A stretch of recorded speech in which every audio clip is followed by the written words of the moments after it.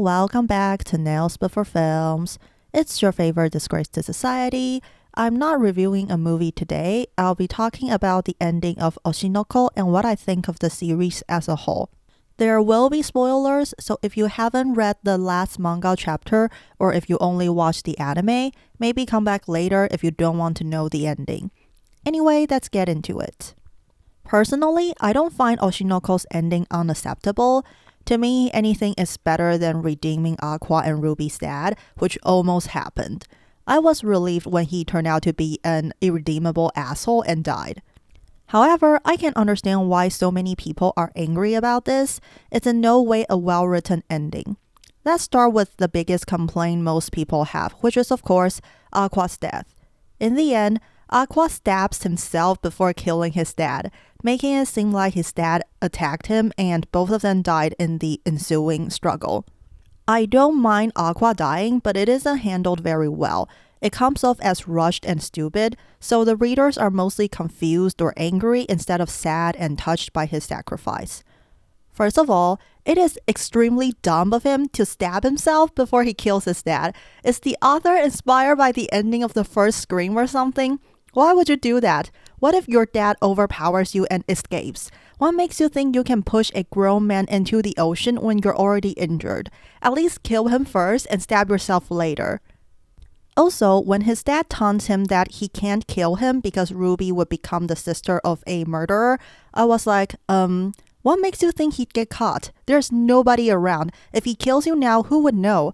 There's literally nobody looking. That's why Aqua's plan of stabbing himself works. So why even kill yourself? And what makes you think the police can't figure out that you've stabbed yourself? Most importantly, what if your death completely breaks Ruby and she can't take the pain of losing everyone she loves? She might stop being an idol or even kill herself. That completely goes against your goal of protecting her. Aqua killing himself is like Ai leaving Kamiki because she believed that he could move on without her. But she was wrong and he became worse. What makes Aqua think that won't happen to Ruby? Aqua's plan is honestly so unreliable. It's a dumb way to go out, especially when he's shown to be a smart protagonist. In the earlier arcs, we see the dark side of showbiz, but Aqua could always find a clever way to turn things around. Oshi No Ko indeed started in a dark way and revenge was the only thing Aqua lived for. But as the story progresses, we see that he cares a lot more than just revenge and goes out of his way to help others. Those people love him too, and in the later chapters, you can see Aqua wants to live because of them.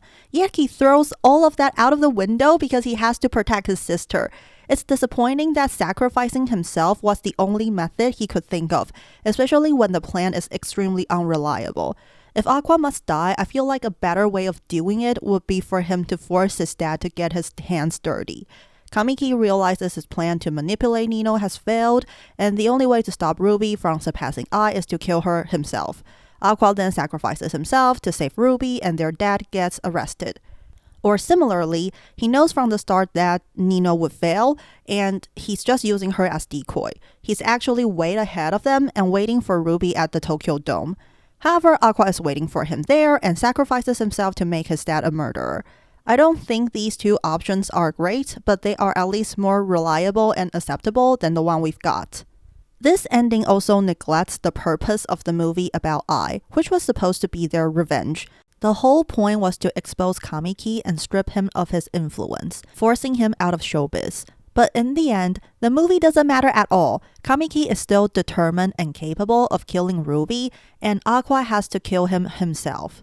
A better ending that utilizes the movie would be Kamiki getting killed by an angry fan of Ai who watched the movie, which would be ironic since he used Ai's fan to kill her in the beginning, or someone whom he manipulated in the past finally realizes through the movie that Kamiki is just a crazy simp for Ai and ends up killing him out of anger.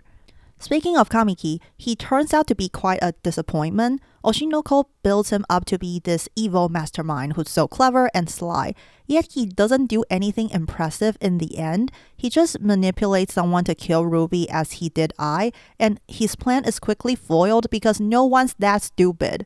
Their dad turns out to be this one-trick pony who simps after Ai. Because Kamiki isn't the cunning, influential villain the story builds him up to be, it's even more disappointing that Aqua has to sacrifice himself to get rid of this guy who's not even that impressive.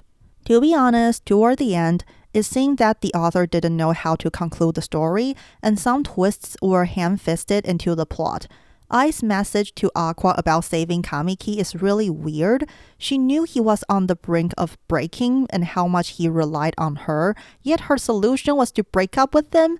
At that point, it was annoying how she still justified her lying by claiming it was love. Even if your intention was true, your lie still hurt people. That video was supposed to be touching. I confessed that she actually loved Kamiki, but I was just confused. If you loved this guy, why did you leave him when he needed you the most? The fact that you did it out of love doesn't change the fact that your lies were devastating to him. I get that Ai is extremely young and it's fine that she doesn't understand love, but I don't like how the story justifies her actions and makes it seem like she did nothing wrong. One of the things I can't stand about Oshi No Ko is how it romanticizes lying. From the beginning, Ai is irresponsible and selfish. She gives birth to know if she can love her kids. That's like someone with a messed up life having kids because they believe it would fix their problems. She also refuses to give up her idol career despite knowing what she's doing is unethical. But the story basically says it can be helped, she's just too cute and charismatic. And I completely disagree that consumers seek pretty lies. No one likes being lied to. Most of us like authentic people, but Oshi No Ko makes it sound like lying is okay and even a good thing in entertainment. Shouldn't we strive for an environment that encourages celebrities to be their true selves? Idols don't have to pretend to be someone they're not, and audiences can choose to support them based on who they really are. I honestly don't get what the author is trying to convey. At first, I thought Oshi No Ko was criticizing idol culture, but it also glorified idols, making them seem like extraordinary people you couldn't help being attracted to. Then at the same time, it claims that they deserve regular happiness like anyone else. You can't have your cake and eat it too. If your career is built on making people fall for you, the responsible thing is to be honest instead of selling them this false dream. True, some people might stop supporting you, but the ones that remain are true fans who genuinely admire your talent. Of course, no matter what, I didn't deserve to die, but that doesn't mean what she did was okay. While Oshi No Ko gives us some insights into showbiz and its darkness, it never really dares to criticize it fully. When it finally gets dark, like the part about Kamiki being molested as a kid and they were discussing sexual harassment and assaults in showbiz, the author eventually downplayed it by joking about how one of them frequent nightclubs, and the chapter ended with, Aqua and Ruby are gonna kiss, incest lol. Oshi No Ko often glosses over serious emotional moments and details with comedy, like the author is scared of making the story too dark. So while Oshi No Ko points out some problems in the entertainment industry, it doesn't provide insights into how we can improve and stop these issues, making it feel like a half-assed criticism that doesn't want to offend anyone. Lastly, the way the author handled Ruby and the others getting back up is lackluster too. Their healing process is stuffed into the final chapter and feels rushed.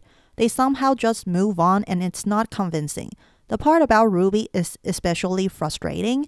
She lies and pretends to be this perfect idol even though she's dead inside. My problem is that the manga presents this as something inspiring. We should be touched by how strong and resilient Ruby is, but that's a really unhealthy mindset. The way I see it, she's just numbing her pain with work. She's deeply hurt and hiding it with lies isn't good for her, as we already saw with Ai. I thought the main difference between Ai and Ruby was that Ruby wasn't a liar like Ai. She genuinely enjoyed being an idol and she really loved her fans. She wanted to bring hope to others, and that was why she could surpass Ai. But in the end, she ends up just like her mom, hiding how broken she is with lies and pretending to be a perfect idol. That's not good, but Oshi No Ko presents this as a strength and something to aspire to. The thing is, there are better ways for Ruby to pull herself together.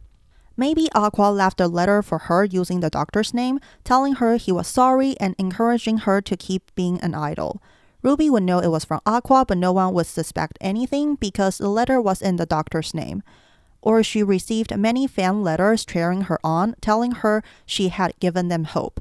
This reminded Ruby why she wanted to be an idol in the first place, so she pulled herself together and moved on from Aqua's death. Anything is better than her becoming like I and pushing forward despite being dead inside. That's basically my thoughts on the ending of Oshi No Ko. I'm not that angry about it because you could tell the author doesn't really know how to end it in the last 20 chapters or so. It's foreseeable that the ending won't be satisfying. This at least beats redeeming their dad. However, it's definitely not good and it's understandable why a lot of fans find it unacceptable. The twists are forced, the ending feels rushed, and Aqua dies for the sake of making this a tragedy, even though the story builds up to him living. I can understand why this ending feels like a punch in the gut for fans who are deeply invested in the story. Hope you guys like my review and nails. I used glitter and hard gel for these three, which are obviously Eye, Aqua, and Ruby. Because of their names Aquamarine and Ruby, I used rhinestones for the pinky and tried to do a crystal ombre. And this one is just the logo. I don't get to use glitter and crystals that much, so it was fun to do this set. Let me know what you think in the comments.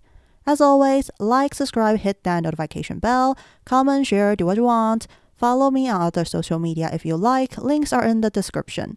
Keep nailing it and don't be a dumb ass like Aqua, people.